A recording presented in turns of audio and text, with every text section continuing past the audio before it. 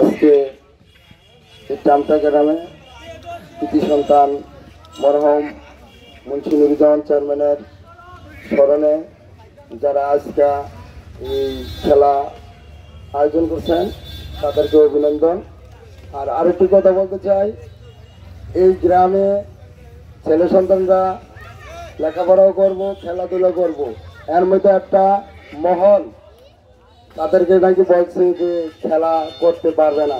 আমি তাদেরকে বলতে চাই, আপনি আনোয়ার চেয়ারম্যান, আমি নাম ধরে বলি, কোনো ছেলে কোনো খেলোয়াড়দেরকে যদি কোনো ধরনের উল্টাপাল্টা কথা বলেন, এটা তো আপনি নিজে জানেন, বা আমরা কি করতে পারি গ্রামের জন্য যা যা করার আমরা সেটা করব, তবে ভালো কাজের জন্য যেটা প্রয়োজন সেটা করব। তবে আমি তোমাদের কাছে অনুরোধ করব, যদি কেউ কোনো ধরনের কোনো খারাপ বা কোনো ধরনের হুমকি দেয় খেলাধুলার জন্য, অন্তপক্ষে আমরা আছি, আমাদের গ্রামের সিনিয়র নেতৃবৃন্দ যারা আছে আমাদেরকে জানাবেন।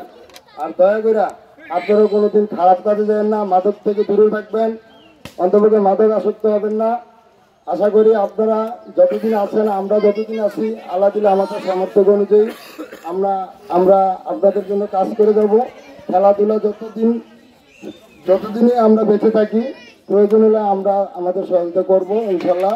শুধু খেলা না, এই সিরাজগঞ্জ দক্ষিণ এবং চামটা গ্রামে যদি কোনো ধরনের কোনো উন্নয়নমূলক কাজ করা লাগে সেটা ইনশাল্লাহ আমরা করব।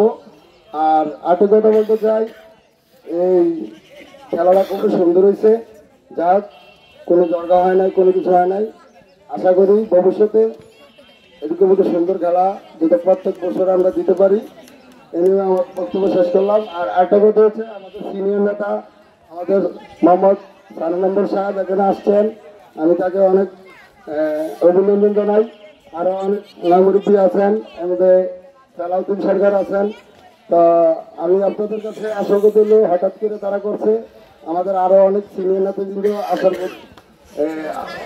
আসার কথা ছিল, তারা আসলে অনেকে বরিশাল গেছে। এটা নিয়ে আমি তাদের পক্ষ থেকে দুঃখিত। তারা আমাকে বলছে যে আসলে আমরা হঠাৎ করে একটা জরুরি কাজে যেতে হয়েছে, তাই এটা নিয়ে আপনারা হয়তো মনে কিছু নেন না। আসসালামু আলাইকুম।